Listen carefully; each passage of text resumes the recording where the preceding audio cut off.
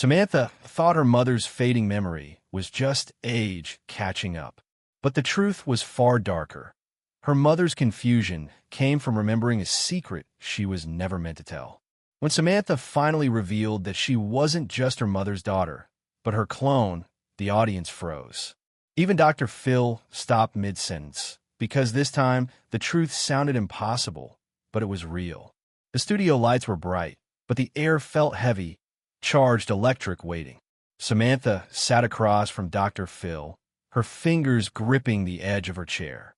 Her mother, Evelyn, watched from the front row, pale and trembling. The audience didn't know yet, but they could feel something was coming. Dr. Phil's voice was calm, steady, like it always was when things got intense. "Samantha," he said, "you told our producers you don't feel human. Can you explain that?" Samantha hesitated. She'd rehearsed this moment over and over, but now that she was here, her throat tightened. "I don't feel like a daughter," she said finally. "Because I'm not." The audience shifted uneasily. Dr. Phil leaned forward. "What do you mean by that?" "I'm my mother's clone."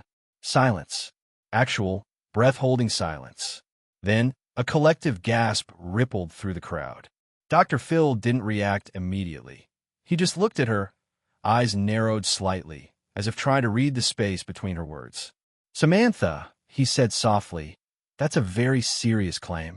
"It's not a claim," she said, pulling a folder from her bag. Her hands shook as she slid it across the table. "It's proof." Inside were medical records, DNA tests, and lab photos that looked almost surreal. 2 identical DNA strands labeled E1 and E2. Dr. Phil glanced at the papers, then back at her. "Are you saying," he asked slowly, "that your mother and you are genetically identical?" "Yes," she whispered. "We're twins, born 41 years apart." A murmur spread through the crowd like wind through tall grass. Cameras zoomed in on Evelyn, who covered her mouth, tears already forming. Dr. Phil stayed composed, but the weight in his voice shifted. "We need to understand what happened here," he said, "because this goes beyond family secrets." He turned toward Evelyn. "Ma'am, is this true?" Evelyn didn't answer. Her lips trembled, eyes darting between her daughter and the floor. For a long moment, it seemed like she might deny it, but then she nodded, almost imperceptibly. Samantha closed her eyes. The confirmation she'd wanted for years finally came. But instead of relief, it felt like grief. She wasn't just like her mother, the narrator says quietly. She was her mother. The studio fell silent again, and Dr. Phil looked directly into the camera. "We're going to take a break," he said gravely. "When we come back, we'll find out how this could happen." As the lights dimmed, Samantha stared at the floor. Every eye in the studio was on her, but for the first time, she didn't feel seen, she felt studied. Because how do you look at someone who might be you? If you discovered your entire life was someone else's second chance, who would you become? 12 years before the cameras, before the confession, Evelyn sat alone in a sterile consultation room. The hum of fluorescent lights above her, the smell of antiseptic hanging in the air. Her hands fidgeted with her wedding ring, the metal cold against her trembling fingers. She wasn't here for a routine checkup. She was here because she couldn't let go of a ghost. Her first child, Emily, had died at 6 months old. Sudden, unexplained. Evelyn's life had collapsed in on itself after that. The nursery locked away like a tomb, her laughter gone, her days mechanical. But grief can be a powerful persuader. It can make people believe the unbelievable. So when a private fertility clinic reached out, promising revolutionary genetic continuity, she listened. The procedure, they said, could restore what was lost. The language was vague, but the promise was intoxicating. Evelyn was told that her own DNA could be used to create a genetically identical embryo, a biological twin, not a copy, they said. A miracle. She hesitated at first, but the grief, the loneliness, the longing, it overpowered her. "I just want her back," she whispered. 9 months later, Samantha was born. At first, everything seemed perfect. The baby had her same eyes, her same faint dimple, her same tiny birthmark on the shoulder. Evelyn thought it was coincidence. She called it fate. But fate doesn't come with a lab file. Years passed, and the secret remained buried, literally. The clinic closed down abruptly, records destroyed, staff scattered. Evelyn raised Samantha like any other mother would, convincing herself it was simply a medical miracle, not something unnatural. But secrets have a way of leaking through the smallest cracks. Samantha grew up feeling off. When she was 10, she caught her mother staring at her during dinner, eyes glassy, like she was looking at a memory instead of a child. "Mom," she'd asked once, "why do you look at me like that?" Evelyn had smiled through tears. "Because you remind me of someone I loved." As Samantha grew older, strange patterns appeared. Doctors said her medical results were inconsistent. Her fingerprints partially matched her mother's. Blood samples got flagged for anomalous pairing. And once, while searching for her vaccination records, Samantha found a sealed envelope hidden in the back of her mother's dresser. The label read, "Biosample, subject E2." She didn't understand what it meant. But Evelyn's face, when she found her holding it, said everything. "Where did you get that?" Evelyn had shouted, grabbing the envelope and locking it away again. It was the first time Samantha saw fear in her mother's eyes. For years after that, she tried to forget it. But the feeling lingered, that she was living someone else's story. That she wasn't born, she was made. Then, 12 years later, a call came that ripped the past open again. It was a retired doctor, a voice from the old clinic. "Mrs. Shaw," he said, his tone urgent. "You need to hear this before it's too late. You weren't the only one." Evelyn's chest tightened. "What are you talking about?" "There were others," he said quietly. "Other mothers. Other recreations." And before she could respond, he hung up. The next day, Evelyn packed her bags and drove to California to meet the only man who might still have the truth, Dr. Phil. Because if the world was about to find out what she'd done, she wanted to be the one to tell it. But what she didn't know was that Samantha had already sent her own message to the show. They were both coming, each believing they were the one with the secret. Sometimes the truth isn't lost. It's just waiting, buried under guilt, hidden in plain sight. Would you still call it love if you learned you were created out of grief? The backstage hallway at the Dr. Phil studio felt colder than usual that morning. Samantha sat alone, her hands clasped so tightly they'd gone pale. Producers whispered in corners, phones buzzed, and somewhere down the hall, Evelyn was in makeup, silent, shaking, preparing to face the truth she'd buried for nearly 3 decades. What no one realized yet was that the truth was even bigger than both of them. During pre-interviews, one of Dr. Phil's senior producers brought in a folder marked Project Genesis, confidential. It wasn't part of their initial research. It had been mailed anonymously to the studio the night before. No return address, just a note that read, "She's not the only one." Inside were records from a defunct genetic research firm linked to the same fertility clinic where Evelyn had undergone the procedure. Project Genesis, a name that sounded biblical and chilling. The documents listed 8 subjects, each labeled E, short for Eve. E1 through E8. E1, Evelyn Shaw. E2, Samantha Shaw. The rest, redacted. Dr. Phil's staff quickly realized the implications. This wasn't a one-time act of desperation. It was part of a quiet, unauthorized cloning program. And according to the files, at least one other E had survived. Before filming resumed, Dr. Phil sat with Samantha privately. His voice was gentle but firm. "You need to be ready for what you might hear today," he said. "This could rewrite everything you think you know about your life." Samantha looked exhausted. "I just want the truth," she said, "even if it hurts." Meanwhile, Evelyn was being briefed separately. When she saw the Project Genesis documents, she turned pale. "No," she whispered, backing away. "That can't be right. They told me. It was just me. Just one." Dr. Phil entered the room. "Evelyn," he said, "you weren't the only one. There were others. At least one who may still be alive." She shook her head, tears spilling. "I didn't know. I swear I didn't know." The show started again. The cameras rolled. The lights brightened. Dr. Phil opened with a gravity that only he could carry. "Today," he said, "we're not just talking about a family secret. We're talking about an ethical boundary the world wasn't ready to cross." He revealed the Project Genesis file on the table. The camera zoomed in as Samantha's face went blank, her eyes scanning the pages. E2, she whispered. That's me. Dr. Phil nodded. And there was another, a male subject, listed as E3. The audience gasped. Evelyn looked like she might faint. What are you saying? She whispered. Dr. Phil's tone softened. There's a man who contacted us after hearing about your story. He claims he was part of the same experiment. We verified the DNA markers. He's waiting backstage. Samantha froze. The air felt heavy again. Another one like me? Dr. Phil nodded slowly. He says he's not just like you. He says he's the clone twin of his late father. For a moment, no one spoke. Then Evelyn let out a quiet sob.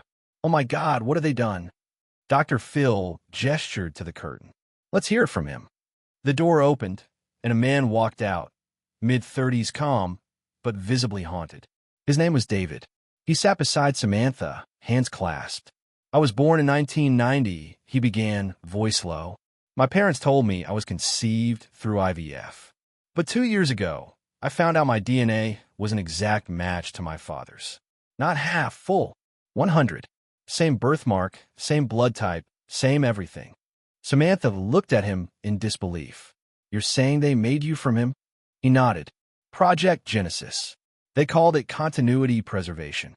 They wanted to see if they could recreate life using existing genetic material under the radar. Dr. Phil's voice broke the silence. And you're saying you found evidence of Samantha's existence in those records?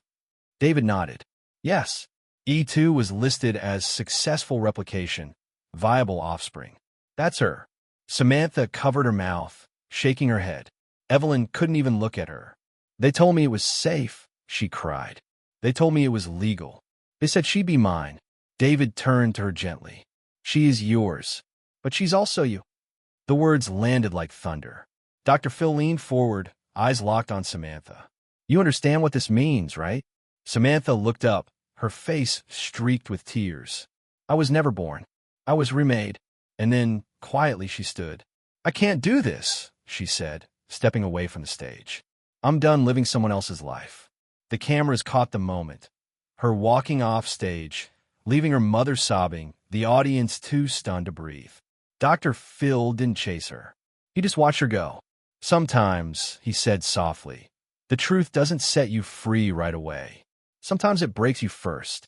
But this story wasn't over. Because just as Samantha left the stage, one of the producers received an email that would take the story from shocking to unthinkable. E4 is alive.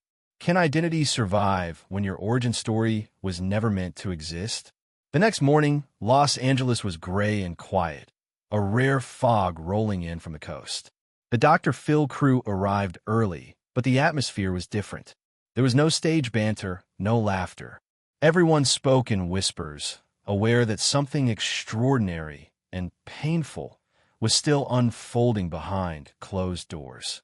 Samantha had agreed to come back, but this time there would be no audience. Just her, Dr. Phil, Evelyn, and the truth that had been waiting 16 years to be spoken out loud. In a private counseling room, cameras rolled silently. The lighting was softer now, more human than cinematic. Samantha sat curled on the couch, her voice trembling. I don't know who I am anymore, she said. When I look in a mirror, I see her face. I hear her voice in mine. I don't even know which memories are real, mine or hers. Dr. Phil leaned forward, his tone gentle but firm. You're describing dissociation, he said. It's a normal reaction to trauma, especially when your entire sense of identity's been shaken. You've been carrying a secret your body didn't understand. Samantha's eyes filled. Every time I tried to tell someone I didn't feel real, they said I was dramatic. But I knew something was wrong. Evelyn sat beside her, silent until that moment. Then, quietly, she whispered, "It wasn't supposed to be this way." Samantha turned to her, her voice cracking. Then how is it supposed to be, Mom? You created me from yourself. You didn't give birth to me. You recreated yourself. I was never meant to be me. Evelyn broke down. I was trying to bring back what I lost, she said, sobbing. When it told me I could have another child, I thought I was healing. I didn't think I was breaking the laws of nature. I didn't think I was hurting you. Dr. Phil let the silence linger, a silence thick with pain, regret, and love that had nowhere to go. Evelyn, he said softly, you didn't make Samantha to hurt her.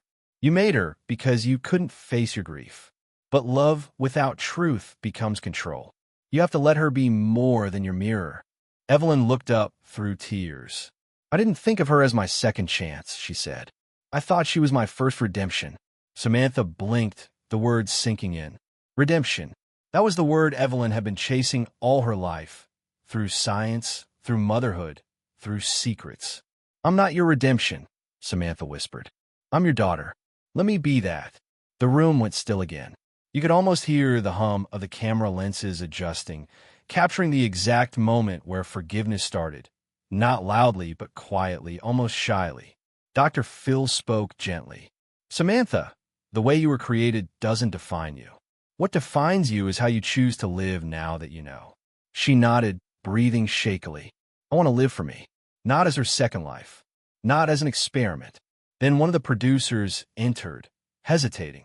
There's something we think you should see, she said, handing Dr. Phil a printed email. His expression changed instantly, serious, focused. He read it twice before looking up. It's from one of the surviving scientists from Project Genesis, the one who sent the documents before. Samantha frowned. What does it say? Dr. Phil looked between them. It says, Samantha wasn't the last. Evelyn stiffened. What do you mean? There was another embryo created, he said slowly. Another version, carried a term. Samantha felt her stomach twist. You're saying there's another me? Dr. Phil nodded. Somewhere out there. Born 2 years after you. They called her E4. The air in the room changed instantly. Evelyn went pale, whispering, No, this has to stop. But Samantha didn't speak. She sat perfectly still, her mind racing through flashes of her dreams. The mirror rooms, the shadows she always thought she saw in them. Maybe they weren't dreams at all. Dr. Phil's voice was calm, but steady. Before we can move forward, you need to decide whether you want to find her. The answer will shape the rest of your life. The camera zoomed in on Samantha's face. She looked lost, but determined. If she's out there, she said finally, she deserves to know the truth too. And just like that, the story that started as a confession became something much bigger. A search for another life created in secret. Because sometimes, the truth doesn't end with what you uncover. It begins with what you choose to do next. When the truth you find makes you question your humanity, how do you forgive the person who gave it to you? The days that followed were unlike anything Samantha had ever experienced. She wasn't just a daughter anymore. She was a headline. Cloned woman confronts mother on Dr. Phil, the tabloid screamed. But behind the chaos, something deeper was happening. She wasn't chasing attention. She was chasing herself. 3 weeks after that last recording, a letter arrived at the studio. No return address. Just a single symbol drawn in red ink across the front. E4. Dr. Phil's producers opened it carefully. Inside was a typed note. No greeting, no sign-off, and one line that froze them all. I've watched the episode. I know who I am. Samantha was called back immediately. She sat across from Dr. Phil again, calmer this time, but her eyes burned with quiet fear. I thought finding out who I was would make me whole, she said. But now I realize I'm still split in half. Somewhere out there, another version of me exists. Dr. Phil nodded, his tone slow, measured. And that's why we need to talk about what comes next. Because identity isn't just about DNA. It's about what you choose to believe. But before she could answer, the producers entered with another file. This was delivered to the studio early this morning, one said, from someone claiming to be a former Genesis geneticist. Inside was a detailed archive, a file labeled Evelyn Reborn. It was Samantha's complete genetic blueprint. Diagrams, sequences, even psychological notes describing predicted emotional overlap with donor subject. There were annotations about Evelyn's grief, her mental health at the time, and a chilling line at the bottom of the page. Clone child displays strong empathy. Subject may emotionally bond with donor beyond safe thresholds. Samantha stared at the words, shaking her head. They plan my feelings, my emotions, my personality.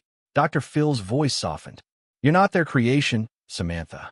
You're a person who lived, loved, and hurt, things no scientist can manufacture.